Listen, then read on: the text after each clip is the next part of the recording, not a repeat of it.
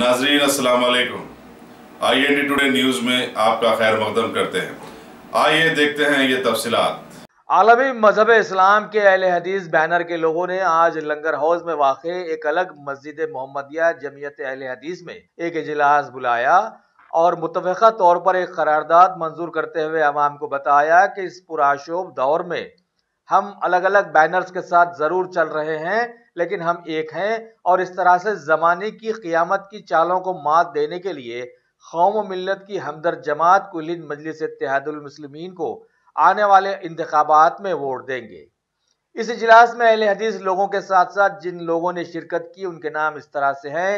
हल्के कारवान के मजलिसी MLA कौसर मोहिउद्दीन, लंगर house के नुमाइंदा कॉरपोरेटर वजीउज़्ज़मा सिद्दीकी, इनके अलावा दीगर कुछ इलाकों के कॉरपोरेटर्स भी, अमीर जमात अहले हदीस मौलाना शफीक आलम, नायब सदर सैयद अब्दुल गनी, नाज़िम उमूमी सैयद आसिफ उमरी और जमात के दीगर बहुत सारे ओहदेदारों के साथ साथ अहले हदीस के हरकियाती कारकुनों ने भी शिरकत की।